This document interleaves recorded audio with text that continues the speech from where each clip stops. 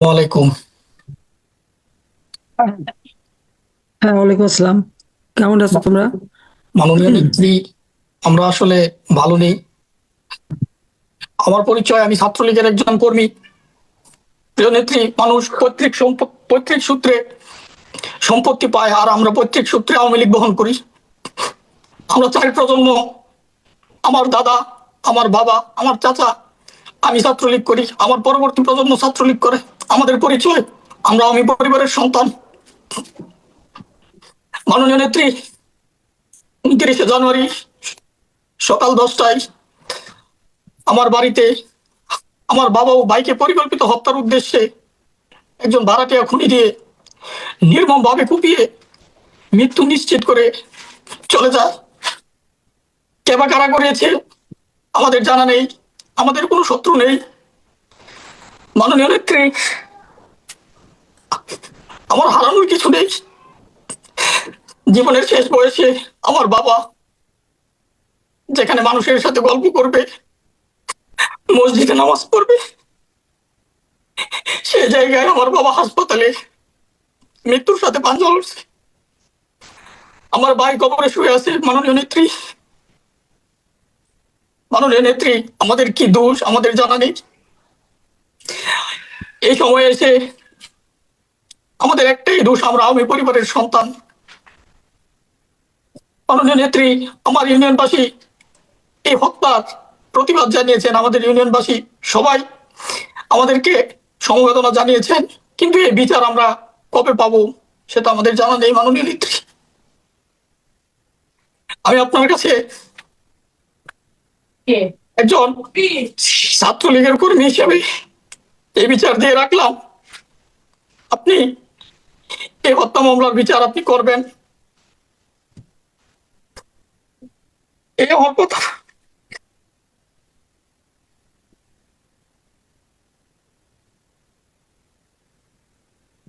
তুমি কান্না, তুই ধৈর্য ধরো। তুই ভেঙে পড়লে চলবে কিভাবে?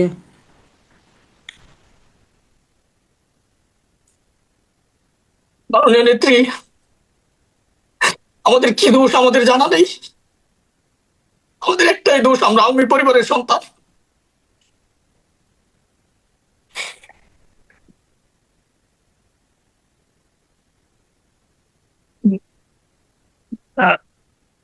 মাননীয় নেত্রী, এবার আমরা যাবো শহীদ ওর দ্বারা ওর ওর দ্বারা ওর মা কোথায় চিকিৎসা কোথায় নিচ্ছে ভাই? ওদের চিকিৎসার জন্য কিছু লাগলে ব্যবস্থা করতে হবে। আমার বাবা পপুলারে এতদিন ভর্তি ছিল, গতকালকে হুম। বাবাকে রিলিজ দিছে, বাবা বাড়িতে আসছে। ঠিক। মা কেমন আছে? মা আজকে, মাকে ফোন দিয়েছিলাম দুপুরে, মাকে নাকি স্যালাইন দিছে, মাও মানসিক ভাবে ভেঙে পড়েছে। খুব স্বাভাবিক এরকম একটা সিচুয়েশনে। কারাবাসে তো বোঝাই যায়। বিচার একদিন হবে ইনশাল্লাহ, চিন্তা করো না, ধৈর্য ধরে থাকো। ঠিক আছে নজরুল। ধন্যবাদ মাননীয় নেত্রী। এখন যাব শহীদ আজিমুল কাদির ভূঁইয়ার পরিবারের সদস্যদের কাছে। আজিমুল কাদির ভূঁইয়া ছিলেন নরসিংদী জেলার বেলাবর উপজেলা ছাত্রলীগের সাবেক যুগ্ম সাধারণ সম্পাদক। আজিমুল কাদির ভূঁইয়া গত 27শে জানুয়ারি সকাল 10টায় নিজ বাড়ি থেকে বের হয়ে নিজের মালিকানাধীন মুরগির খামারে যান। 2 দিন পর 29শে জানুয়ারি মুরগির খামারের পাশে মুরগির বিষ্ঠা ও ময়লার পানির ডোবা থেকে আজিমুল কাদের ভূঁইয়ার বস্তাবন্দি মরদেহ উদ্ধার করা হয়। ফেসিস্ট ইউনুস বাহিনী আজিমুল কাদের ভূঁইয়াকে হত্যা করে এবং তার খামার থেকে হত্যা করে এবং পাশাপাশি ওই দিনই তার খামার থেকে 4000 মুরগি লুট করে নিয়ে যায়। এই নৃশংস হত্যাকাণ্ড সম্পর্কে এখন বলবেন শহীদের ভাই, শেরেবাংলা কৃষি বিশ্ববিদ্যালয় শাখা ছাত্রলীগের সাবেক সাংগঠনিক সম্পাদক আনোয়ার কাদের ভূঁইয়া আলমগীর। ভাই আলমগীর, আপনি নিজেকে আনমিউট করুন, কথা বলুন। আসসালামু আলাইকুম। মাননীয় নেত্রী, আমি কৃষিবিদ মোহাম্মদ আনোয়ার কাদের ভূঁইয়া আলমগীর। ছোট মেয়ে ফেলে দিল কোপায় বাপের সামনে। আমি বাংলাদেশ ছাত্রলীগের উপসম্পাদক ছিলাম রিপন রোটন কমিটির। মাননীয় নেত্রী, আমার ছোট ভাই গত 27 তারিখ সকাল 10টায় তার নিজ খামারে যায়। সেখানে গিয়ে সে নিখোঁজ হয়। নিখোঁজ হওয়ার পর আমরা একটা জিডি করি। জিডি করার পর 3 দিন পর আমরা খোঁজাখুঁজির পর তার লাশ বস্তাবন্দি অবস্থায় এ, উম, ময়লার বিষটা খামারের ওইটা থেকে উদ্ধার করি। আমি ঢাকা থাকার কারণে আমি আসি এবং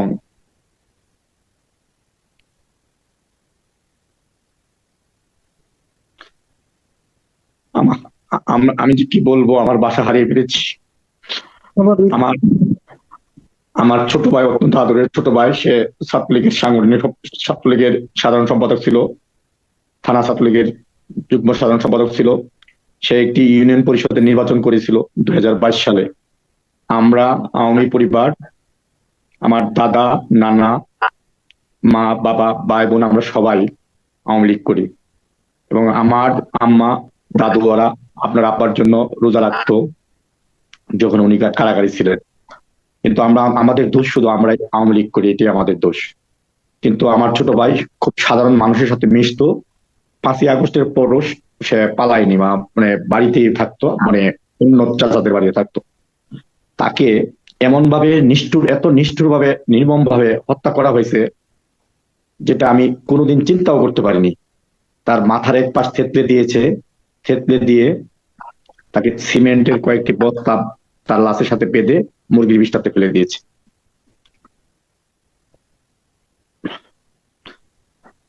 আমার মুরগি করেছে বিষয়টি আপনি হয়তো অবগত হয়েছেন। আমার পরিবারের মা, বাবা কেউ নেই। আমার একটা বড় ভাই ছিল, উনি 2জন সন্তান রেখে মারা গিয়েছে 18 সালে। আমার ছোট ভাই ওই 2টা এতিম সন্তানকে দেখাশোনা করতো, যার কারণে সে বিয়েও করেনি। কিন্তু সে কখনো গ্রাম থেকে যায়নি, তাকে অনেকেই করেছি। সে মানে ইউনিয়ন পরিষদে যখন নির্বাচন করেছে, তখন মাননীয় মন্ত্রী মহোদয়, শিল্পমন্ত্রী, আমরা আনারস মার্কে নির্বাচন করেছিলাম। তো ওনার রিকোয়েস্টে আমরা 2 ঘন্টা নির্বাচন করেছি, কিন্তু ওনার রিকোয়েস্টে আমরা প্রত্যাহার করেছি। কিন্তু তারপরে আমরা 3টা কেন্দ্রে প্রথম হয়েছি, আর বাকি 6টা কেন্দ্রে দ্বিতীয় স্থান অর্জন করেছিলাম 2 ঘন্টা নির্বাচনে। তা আমি একজন কৃষিবিদ হিসেবে, আমি শেরেবাংলা কৃষি বিশ্ববিদ্যালয়ের ছাত্র, আপনার গড়া প্রতিষ্ঠান, আমি তাকে উৎসাহ দিতাম, উদ্দীপনা দিতাম। আমার বাবা আমাকে সেটা করতো। কিন্তু এত নির্মম ভাবে, এত নিষ্ঠুর ভাবে মানুষকে মারবে, সেটা মানে আমি কোনোদিনই কল্পনা করতে পারি না। এই অপশক্তি এমন ভাবে আমাদেরকে, এই অপশক্তির হাতে মনে হয় আমরা কেউ মনে রেহাই পাচ্ছি না। আপনি মাননীয় নেত্রী আমাদের জন্য দোয়া করবেন। আমরা আপনার নেক হায়াত কামনা করছি এবং এর সুষ্ঠু তদন্তের মাধ্যমে আসামিদের ফাঁসি কামনা করছি। যারা মারছে তাদের মাস্টার মাইন্ড কারা, এরা যেন বের হয়, সেটার জন্য আপনি দোয়া করবেন। যেই হয় সেজন্য আমরা যেন তাকে যেন ফাঁসি, আমরা যেন বিচার পাই, আমরা বঙ্গবন্ধুর বিচার যেন আমরা যেন তার বিচার পাই। আমি বড় ভাই হিসেবে আপনার কাছে শুধু এইটুকুই বলবো, আমরা দল থেকে কখনো কোনো কিছু আশা করিনি। আমার দাদা, নানা, ওরা সবাই আমলি করতো এবং আমরা এখনো করি, ভবিষ্যতেও করব। এই সংগঠনটা ছেড়ে আমরা কখনো যাব না। আর আমার ভাইয়ের জন্য দোয়া করবেন, আমাদের সকলের জন্য দোয়া করবেন। নিশ্চয়ই আমার দোয়া আশীর্বাদ সবসময় থাকবে। আল্লাহর কাছে দোয়া করো যেন আল্লাহ একটা দিন দেয় যখন এদের বিচার করতে পারি। আর এটা বিচারের জন্য অপেক্ষা করো, আগে খুঁজে বের করো কারা, যখন যেখানে পাবে সেখানে শাস্তি দেওয়া হবে। ঠিক আছে, ভালো থাকো। ধন্যবাদ প্রিয় নেত্রী। এবার যাব ইতিমা মন্ডলের কাছে। তিনি খুলনা জেলা যুবলীগের সদস্য। তার বাড়ি খুলনা জেলার বটিয়াঘাটা উপজেলার ঠিকরাবাদ গ্রামে। বিএনপি জামাতের সন্ত্রাসীরা 2024 সালের 29 অক্টোবর ও 2025 সালের 20 মে ইতিমা মন্ডলদের বাড়ি লুট ও ভাঙচুর করে। 20 মে ইতিমা মন্ডলের চোখে মুখে বালি ও মরিচের গুঁড়া ছিটিয়ে দেয়। তখন তিনি জীবন বাঁচাতে ছুটে গিয়ে পাশের বাড়িতে আশ্রয় নেন। সন্ত্রাসীরা ওখানে গিয়ে তাকে রান্দা দিয়ে কুপিয়ে মারা গেছেন ভেবে ফেলে যায়। বিএনপির সন্ত্রাসীরা গত 26 জানুয়ারি ইতিমা মন্ডলের বাবা নারায়ণ মন্ডলকে পিটিয়ে আহত করে এবং ছুরি দিয়ে জবাই করতে উদ্যত হয়। তখন স্থানীয় লোকজন এসে নারায়ণ মণ্ডলকে বাঁচান। মৃত্যুর হাত থেকে বেঁচে ফেরা ইতিমা মণ্ডলের কাছ থেকে এখন আমরা শুনবো তার সাথে ঘটে যাওয়া নৃশংসতার কথা, তারপর তার বাবা নারায়ণ মণ্ডল বলবেন। ইতিমা মণ্ডল, আপনি কথা বলুন।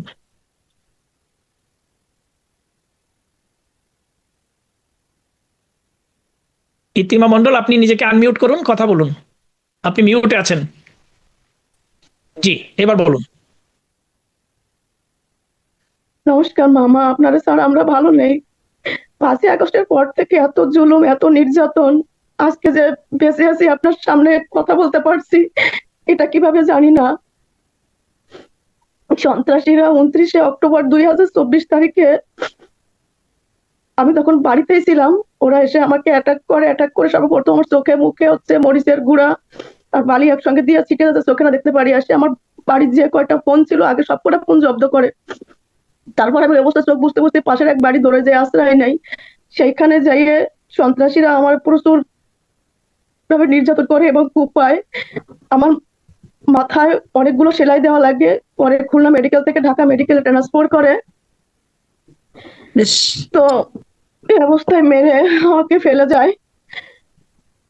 তো ওই বাড়ি একটা শিশু ছিল, তারপরে একটা কোপ ওই শিশুটার মুখে যে লাগে তার মুখের থুতনা কেটে একদম তুলে যায়।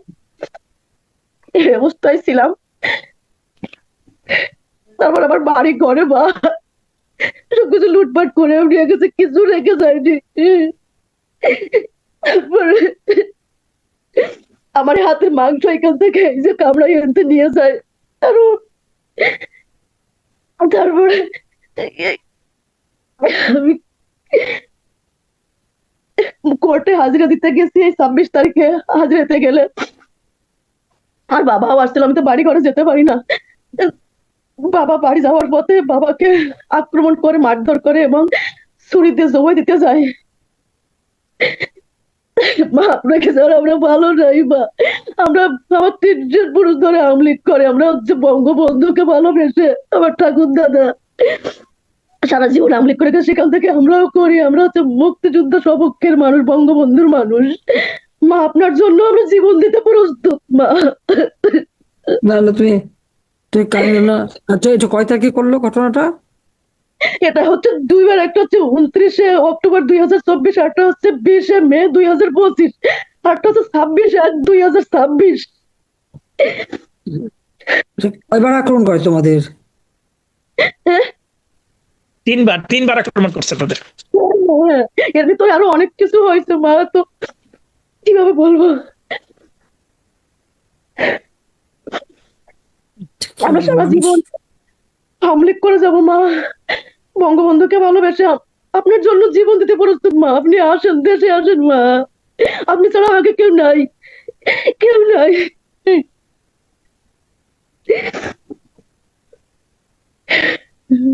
আর অক্টোবর মাসে করে 24-এ আবার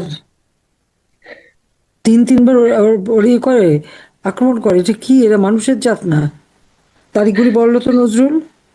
তারিখ হলো এটা হলো 2024 সালের 29 অক্টোবর, 2025 সালের 20 মে আবার ওদের আক্রমণ করছে, বাড়িঘর লুট করছে। তারপরে এই যে সর্বশেষ 26 অক্টোবর যেটা তাদের বাড়িতে আক্রমণ হয় এবং ইতিমা মণ্ডলের বাবা নারায়ণ মণ্ডলকে পিটিয়ে গুরুতর আহত করে এবং ছুরি নিয়ে জবাই করতে উদ্যত হয়েছিল। তখন এলাকার লোকজন আসার কারণে জবাইটা করতে পারেননি। তিনি আজ আমাদের সাথে যুক্ত আছেন, এখনই তিনিও তার বেদনার কথা, কষ্টের কথা বলবেন।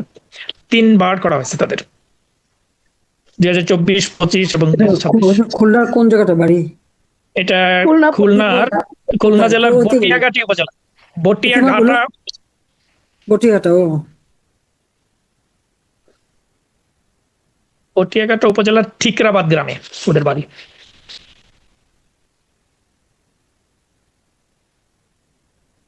এই স্টোরিগুলি তোমাদের আন্তর্জাতিক পর্যায়ে পাঠানো দরকার, ছবি টবি সহ। জি, এটা আজকে অনুষ্ঠানের পরে এটাও যাবে টুইটে, সব যাবে। ওর বাবা নারায়ণ মণ্ডল কথা বলতে। জি, মাননীয় নেত্রী, এবার ইতিমা মণ্ডলের বাবা নারায়ণ মণ্ডলের উপর যে বর্বর নির্যাতন করা হয়েছে তা এখন তিনি বলবেন।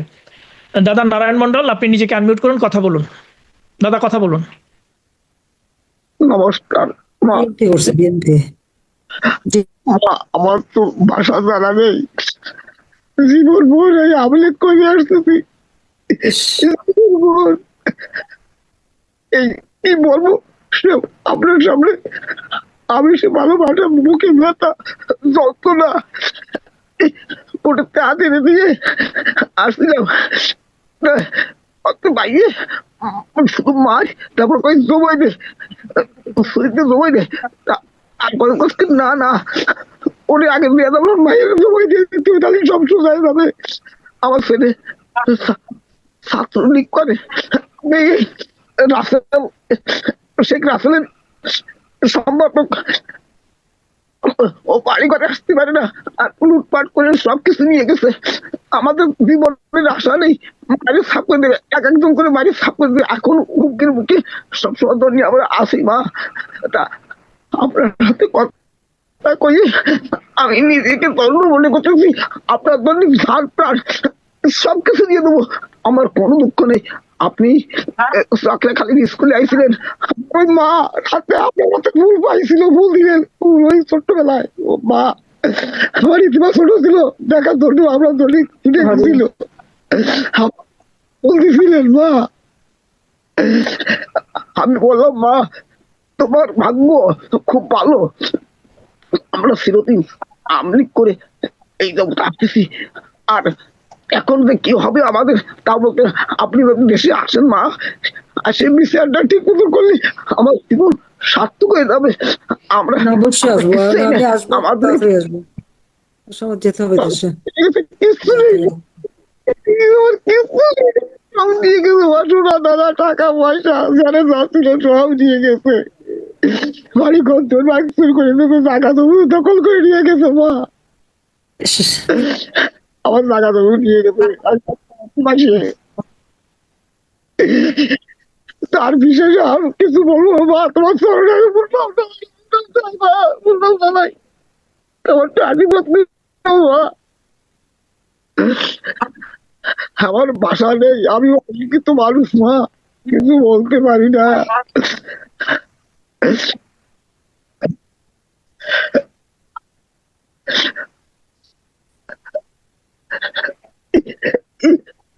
আপনি কান্দেন, আপনি মুখে ধৈর্য ধরেন, যন্ত্রণা মা, মুখে ধৈর্য মুখে ধরেন, আমি যন্ত্রণা। আছি তো, আছি আপনাদের পাশে আছি। কয়দিন আগে তো এই খবরটা পেলাম, তো আমি প্রতিবাদও করছি। এত অন্যায়, এত অবিচার সহ্য হবে না, এর প্রতিকার হবে, আপনি চিন্তা করেন না। মা আপনি মা, সুস্থ থাকেন সেই দোয়া করি। এই জগৎ আছে আমাদের মুখে। আহ, কি মানে, কি অবস্থা, কি এরা কি মানুষ নাকি? ওদের বাড়ি ঘরে মা বাপ নাই, ছেলে বোন নাই, একবার চিন্তা করে না যে তাদের উপরে এরম জুলুম হতে পারে, বৃদ্ধ বাবার উপরে জুলুম হতে পারে? আমরা ঈশ্বরের কাছে প্রার্থনা করি, ঈশ্বর সবসময় ভালো রাখুক, সবসময় ঠাকুর কাছে প্রার্থনা করি যে আমরা আমার মাকে সবসময় সুস্থ রাখো, যে না, তুই তাড়াতাড়ি ধৈর্য দেশে ধরো মা, তুমি ধৈর্য ধরো, আল্লাহ বাড়ি বেঁচে যাওয়া সেটাই বেশ, সেটাই ইয়ে করো আর কি। কাঁদেন, আপনি কাঁদেন না, আপনি ধৈর্য ধরেন।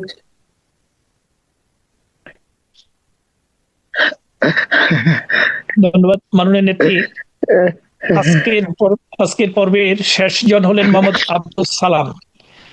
তিনি চট্টগ্রাম উত্তর জেলার হাটহাজারী উপজেলার মির্জাপুর ইউনিয়ন কৃষক লীগের সাধারণ সম্পাদক।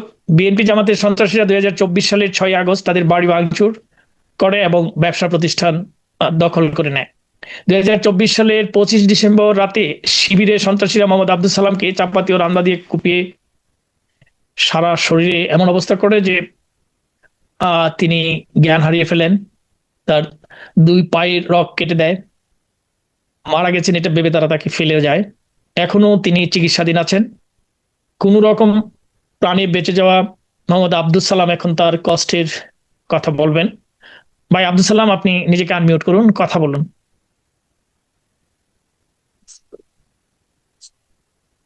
ভাই আব্দুল সালাম, আপনাকে আনমিউট করতে হবে, আপনি মিউটে আছেন। আপনি মাইকটা একটা একটা ছোটই আছে, নিচে একটা মিউট মিউট হ্যাঁ, আনমিউট লেখা আছে। হয়েছে আপা, হয়েছে এবার মাননীয় নেত্রী এখন হয়েছে। বলেন, এখন বলেন। হ্যাঁ, আব্দুল সালাম বলুন আপনি। জি আসসালামু আলাইকুম। জি আসসালামু আলাইকুম মাননীয় প্রধানমন্ত্রী ওয়ালাইকুম আসসালাম। মহোদয়, হ্যাঁ, আমার আমি কথা শুনতে শুনতেছি। পাচ্ছেন? ওয়ালাইকুম আসসালাম। হ্যাঁ, শুনতে পাচ্ছি।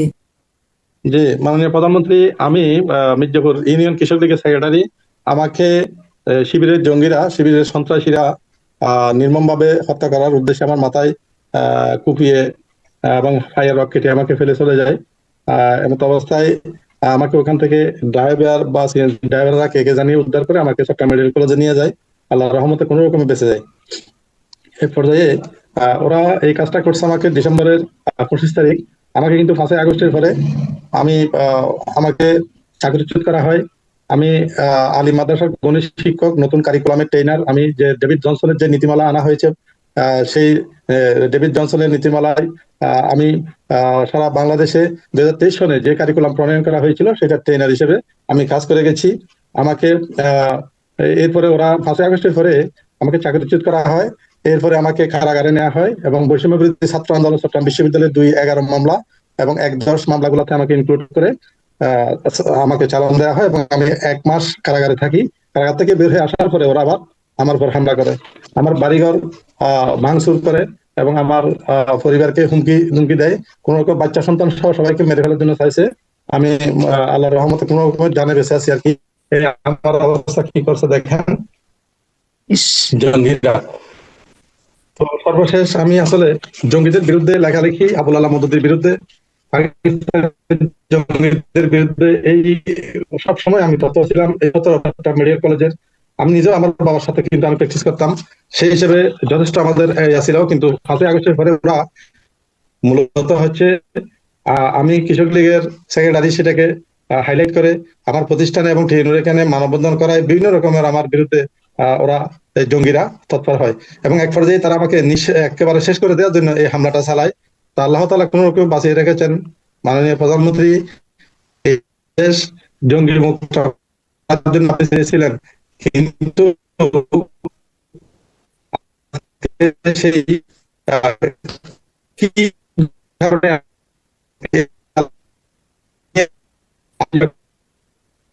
যা ভিড় হচ্ছে, একটু জায়গাটা চেঞ্জ করে, কথা বলো, কথাটা আসছে না ভালো করে।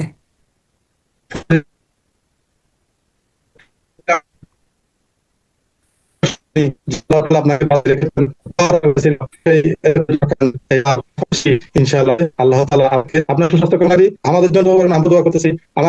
আমার মা অসহায় অবস্থা। আমার মাকে আমাকে যখন গ্রেফতার করা হয়, আবার রিমান্ড আনা হয়। রিমান্ডে এনে মিটটা রূপন নামে একজন আয়ু, সে বলছে যে আপনাকে ফেলা হবে এবং বাইরে থেকে টাকা দিতে, অনেক টাকা প্রবাসীরা আমাকে মেরে এবং আমি কেন আওয়ামী লীগ করি, আমি কেন জঙ্গিদের লেখি, জঙ্গিদের বিরুদ্ধে কথা বলি, তো আল্লাহ তাআলা যখন বাঁচিয়ে রেখেছেন, আপনার মাননীয় প্রধানমন্ত্রী, আল্লাহ তাআলা যদি আপনাকে এই দেশে সমান রক্ষার মধ্যে দিয়ে প্রত্যবর্তী আপনার এই দেশে আবার হয়, তাহলে আপনার সাথে আমরা ইনশাআল্লাহ আছি, এই দেশ থেকে মুক্ত হবে এই আশাবাদ ব্যক্ত করছি, আপনার কামনা করছি। জয় বাংলা, জয় বঙ্গবন্ধু। আসসালামু আলাইকুম। ধন্যবাদ, ধন্যবাদ মাননীয় নেত্রী। প্রিয় দর্শক, এতক্ষণ আমরা শুনলাম স্বজন হারানোদের ও নির্যাতিতদের মুখ থেকে নৃশংস লোমহর্ষক বর্ণনা। স্বজন হারানোদের ও লাঞ্ছিত, নির্যাতিত, নিপীড়িত মানুষের উদ্দেশ্যে এখন বক্তব্য রাখবেন বাংলাদেশ আওয়ামী লীগের সংগ্রামী সভাপতি, মাননীয় প্রধানমন্ত্রী, বঙ্গবন্ধুর সুযোগ্য কন্যা জননেত্রী শেখ হাসিনা। শ্রদ্ধেয় নেত্রী।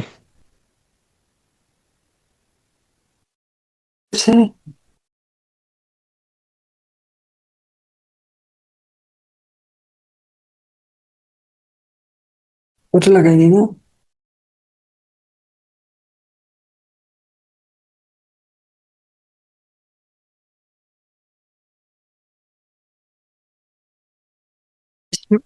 বিসমিল্লাহির রহমানির রহিম। আজকে দায় মুক্তি, এই পর্ব 64। 2024 সালের 15ই জুলাই থেকে যে কোটা আন্দোলন শুরু, প্রকৃতপক্ষে ওটা তো কোটা আন্দোলন ছিল না, ওটা ছিল সরকার উৎখাতের আন্দোলন এবং সেটা তো এখন প্রমাণিত সত্য। 15ই জুলাই থেকে যে হত্যাকাণ্ড, অগ্নিসন্ত্রাস শুরু করে, 16ই জুলাই, 17, 18 সমানে জেলায় যখন মানে 6 জন মারা গেছে, তখন সেখানে আওয়ামী লীগেরই ছাত্রলীগ যুবলীগ সহ প্রায় 6 জনই মারা গেল, আর সেই সঙ্গে আবু সাইদ। আমি সাথে সাথে জুডিশিয়াল ইনকোয়ারি কমিটি করে দিই যে এই হত্যাকাণ্ড কেন হচ্ছে, কিভাবে হলো। কারণ প্রথম শহীদ হয়েছিল আমাদের ছাত্রলীগের সবুজারি, ঢাকা কলেজ ছাত্রলীগের ছেলে, তাকে হত্যা করে। এটা বোধহয় 16 তারিখের সকালেই তাকে মেরে ফেলে। এইভাবে একটার পর আর আগুন দিয়ে পোড়ানো, পুলিশ বাড়ি পড়ে, এগুলি চলতে থাকে। কিন্তু একই সাথে সাথে যে সারা বাংলাদেশে আমাদের অগণিত আওয়ামী লীগ সমর্থক, নেতা কর্মী, সংখ্যালঘু সম্প্রদায়, সাংবাদিক, আইনজীবী, মানে কোনো শ্রেণী পেশা কেউ আর বাদ যায়নি। আওয়ামী লীগ বা আমাদের সহযোগী সংগঠন, স্বেচ্ছাসেবক লীগ, শ্রমিক লীগ, যুবলীগ, ছাত্রলীগ, মহিলা আওয়ামী লীগ, যুব মহিলা লীগ, এদের উপর তো হামলা চলছেই। কিন্তু আবার সাধারণ মানুষ, ব্যবসায়ী থেকে শুরু করে চাকরিজীবী, যে মানুষ, তারাও রেহাই পাচ্ছে না। ইচ্ছা মতো চাকরি থেকে সরিয়ে দিচ্ছে। আওয়ামী লীগ করা নাকি বড় অপরাধ। আজকে এখানে আপনারা যে কথাগুলি শুনলেন, মানে এই কথাগুলি থেকে কি পাওয়া যায়? একটা মেয়েকে কিভাবে নির্যাতন করলো বারবার, একটা ছোট শিশু, সেও রেহাই পেল না। এটা কারা, কোন জায়গা থেকে আসলো? 15 বছর 7 মাস ক্ষমতায় থেকে এদেশের মানুষের কোনো অভাব তো রাখিনি, সব অভাবই তো পূরণ করে দিয়েছিলাম। ঘরে ঘরে বিদ্যুৎ, খাদ্য উৎপাদন করে খাদ্য নিরাপত্তা নিশ্চিত করা, তো ঘরের দরজায় চিকিৎসার ব্যবস্থা করে দেওয়া, আধুনিক প্রযুক্তি শিক্ষা, কম্পিউটার শিক্ষা, সে বসে বিদেশে অর্থ উপার্জন করতে পারে তরুণরা, সেই ব্যবস্থা করে দিয়েছি। প্রতি বছর লক্ষ লক্ষ ছেলে মেয়েকে বিদেশে চাকরি করার সুযোগ করে দিয়েছি। সবই তো ছিল, কিন্তু তারপরে দেশ বিক্রি, দেশের সম্পদ ধ্বংস, সেই মেটিকুলাস ডিজাইন করে ডক্টর ইউনূস ক্ষমতা দখল করে। আর তারপর থেকে যে অত্যাচারটা শুরু হলো, এবং 15 জুলাই থেকে এ পর্যন্ত যারা অগণিত মানুষকে হত্যা করেছে, গুম করেছে, লুটপাট করেছে, সব দায় মুক্তি দিয়ে দেওয়া হচ্ছে। কি তাদের বিচার হবে না? যে এক একজনের বাবা গেছে, মা গেছে, ভাই গেছে, ছেলে গেছে, বোন গেছে, তাদেরকে হত্যা করেছে, বিচার পাওয়া যাবে না। রাষ্ট্রীয় সম্পদ ভেঙে চুরে শেষ করে দিয়েছে, তার কোনো বিচার হবে না। এমনকি বঙ্গবন্ধু স্মৃতি জাদুঘর, উত্তরাধিকার সূত্রে 2 বোন পেয়েছে এই সম্পত্তি, আমরা তো ব্যক্তিগত ভোগে ব্যবহার করি নাই, ট্রাস্ট করে আমরা জনগণকে দিয়েছি। আবার এই ট্রাস্ট থেকে আমরা কয়েক হাজার ছেলে মেয়েদের বৃত্তি এবং সাধারণ মানুষকে আমরা অনুদান দিতাম প্রতি মাসে। আজকে আমাকে একজন বললো যে তাকে প্রতি মাসে আমি 10,000 টাকা করে তার চিকিৎসার জন্য দেওয়া হতো, কারণ সে একদম একা অসুস্থ ছিল। বললো যে এই বছর কখনো টাকা তো পাচ্ছে না, এখন সে মৃত্যু পথে যাচ্ছি। কারণ আমাদের ট্রাস্ট লুটপাট করে নিয়ে গেছে, ব্যাংক অ্যাকাউন্ট সিল মেরে দিয়েছে। 32 নম্বর সেই বঙ্গবন্ধু স্মৃতি জাদুঘর এবং তার পাশে ট্রাস্ট অফিস, সেগুলি ভেঙে আগুন দিয়ে গুড়িয়ে দিয়েছে। হ্যাঁ, আমাদের সম্পত্তি ধ্বংস করলো, আমরা যে আমাদের সম্পত্তি রাখিনি, ট্রাস্টকে জনগণকে দিয়েছি। তারপরেও বলবো, আমাদের সম্পত্তি দখল করেছে, ধ্বংস করেছে, ঠিক আছে, সাধারণ মানুষগুলি কি অপরাধ করলো যে তাদের এইভাবে ক্ষতি করা? আর এই যে একটা ট্রাস্ট ধ্বংস করার ফলে আজকে যে প্রায় 2,500 মানুষ যাদেরকে আমরা সহযোগিতা করতাম, তারা তো বঞ্চিত হলো। ছেলে মেয়েদের যে পড়াশোনার জন্য আমরা বৃত্তি দিতাম, যারা এমনকি প্রাইমারি থেকে উচ্চশিক্ষা পর্যন্ত 500 থেকে 2,000 টাকা পর্যন্ত আমরা একজনকে প্রতি মাসে বৃত্তি দিতাম, সেগুলি বন্ধ হয়ে গেল। এতে তো পড়াশোনা বন্ধ। আর এই সুদখোর খুনি ইউনূস আসার পরে আওয়ামী লীগ বা মুক্তিযোদ্ধা এরকম কেউ হলে পড়াশোনা করতে পারবে না, সার্টিফিকেট কে নিচ্ছে, কি নির্যাতন করে যাচ্ছে। মা বোনের কোনো ইজ্জত নাই এখন, লেহাজ তমিজ আদব কায়দা কিচ্ছু নেই। অস্ত্রধারী সন্ত্রাসী হয়ে যেখানে খুশি সেখানে হামলা করতে পারবে, যা খুশি তাই করতে পারবে, এবং এরাই নাকি ইউনূসের ক্যাডার বাহিনী। আর তাদেরকে রক্ষা করার জন্য গোপালগঞ্জে নির্বিচারে ইউনূস গুলি করে পাঁচটা মানুষকে হত্যা করলো, 300-400 লোক আহত। প্রতি পদে পদে এরা মানবাধিকার লঙ্ঘন করে যাচ্ছে। এই দায় মুক্তি পর্ব থেকে আমরা অনেক অজানা ঘটনা জানতে পারি, কারণ কোনো সংবাদ পত্রিকায় সেভাবে দেবে না, দিতে পারবে না এবং দিচ্ছেও না। আর কেউ যদি একটু সাহস করে কিছু লিখলো, তার ভাগ্যে কি জোটে, সাথে সাথে আগুন দিয়ে পোড়াবে, আর যে করবে তাকে তার গায়ে হাত তুলবে। এটাই তো বাস্তবতা। আজকে সংবাদপত্রের স্বাধীনতা নাই, বিচারহীনতা, কারো বিচার পাওয়ার অধিকার নাই, ইন্ডেমনিটি দিয়ে দিয়েছে অপরাধীদের। মানুষের পেটে খাবার নেই, মানুষের জীবনে নিরাপত্তা নেই, অসহায় মানুষ, তাদের যেটা নিরাপদ আশ্রয় দেওয়া হবে সে জায়গাও তো পুড়িয়ে জ্বালিয়ে ছাড়কার। এইভাবে দেশটাকে ধ্বংসের দিকে নিয়ে যাচ্ছে। আজকে আমি জানি যারা আপনজন হারিয়েছেন তাদের কষ্ট অন্তত আমি বুঝতে পারি।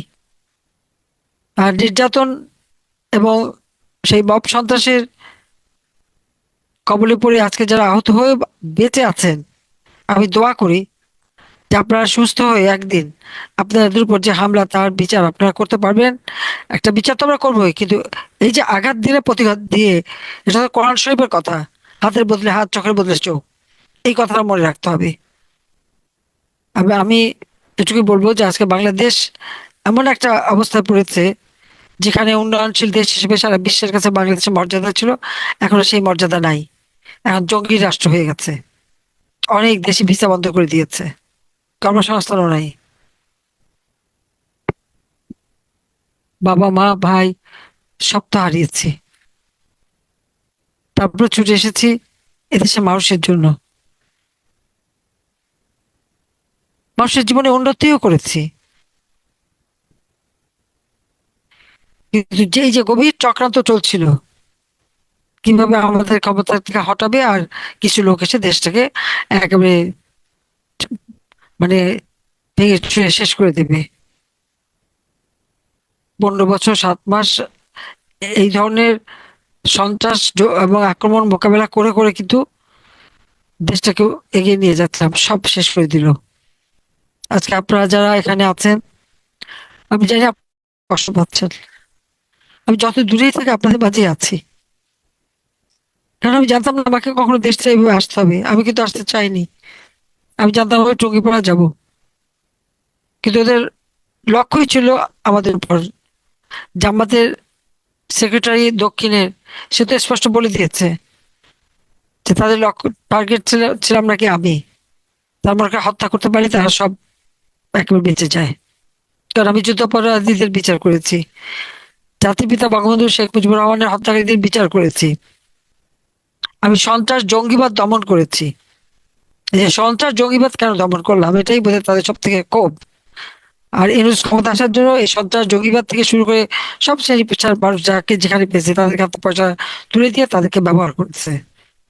যে আগের দিন এই ধরনের আর কোনো দিন বাংলাদেশের মানুষের জন্য ব্যবহৃত না হয়। আর এই দেশ থেকে এই ফ্যাসিস্ট ইউনূসকে বেঁধে দিতে হবে। আগে নির্বাচন, সেই নির্বাচন অর্থহীন নির্বাচন। হ্যাঁ ভোটে সিল দিয়ে অলরেডি বাক্স চলে গেছে, সবাই ভরে যাচ্ছে। কাজে আমাদের সকলের একটাই চেষ্টা থাকবে, এই নির্বাচনে যেহেতু আওয়ামী লীগ কিন্তু, কাজে আওয়ামী লীগের যারা নেতা কর্মী তারা কেউ ভোট দিতে যাবে না। যদিও ভয় ভীতি দেখানো হচ্ছে, নির্যাতন করে করবে বা ঘর পড়াবে, এই ধরনের ভয় দেখানো হচ্ছে ভোট না দিলে, তাহলে এটা কিসের গণতন্ত্র? এটা কিসের গণতন্ত্র সেটা আমার প্রশ্ন। একটা মানুষের মত প্রকাশে যদি স্বাধীনতা না থাকে, তখন গণতন্ত্রের মূল্যবোধ থাকে? আমি জানি আমাকে প্রশ্ন করে, আমি তো সরকারি ছিলাম, আমি সরকারি থেকে কিন্তু কোনো মিডিয়া কাউকে বাধা দিইনি। আমার সমালোচনা তো স্বাধীন হতো, প্রতিদিন হতো। আমি তো তাদের কখনো বলিনি যে তোমার চুপ করে যাও, কারোর সাথে এরকম কারোর সাথে করিনি। আজকে হাজার হাজার সাংবাদিকের বিরুদ্ধে মামলা, বসারও জায়গা নেই। আর সংখ্যালঘু সম্প্রদায়ের উপর অত্যাচার তো সীমাহীন, আগুন দিয়ে পোড়ানো। আবার এদিকে দরগা শরীফে মাজার থেকে লাশ তুলে সেই লাশের উপর হামলা করা, সেখানেও হামলা দেওয়া। আমি জানি না আমাদের এই যুব সমাজ এরকম ভাবে বিপথে কেন গেল, কারা নিয়ে গেল।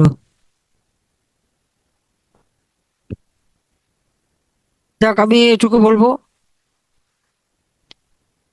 জানি খুবই কষ্ট হচ্ছে সকলে, আমার নিজের আপনাদের কথা শুনি সেদিনটা আমার খুব খারাপ যায়। তারপর আমি চেষ্টা করে যাচ্ছি, যেখানে যাকে যতটুকু পারি সহযোগিতা করে যাচ্ছি। ঘর বাড়ি সবকিছু, ব্যাংক ট্যাঙ্ক সব বন্ধ, এমনকি লকারে গুলি পর্যন্ত ইউনুস চুরি করে নিয়ে গেছে। তারপরে প্রবাসীরা আছে, তাদের বললেই সাহায্য সহযোগিতা করে। আপনাদের অবস্থা আমরা দেখলাম। অগণিত বাংলাদেশের আমি সমস্ত তথ্য সংগ্রহ করছি, কারণ একদিন আল্লাহ দিন দেবে আর এর প্রতিকার হবে। সবাই মন শক্ত রাখেন, ভালো থাকেন, সুস্থ থাকেন, সেই দোয়া করি। জয় বাংলা, জয় বঙ্গবন্ধু, বাংলাদেশ জয় জয় হোক।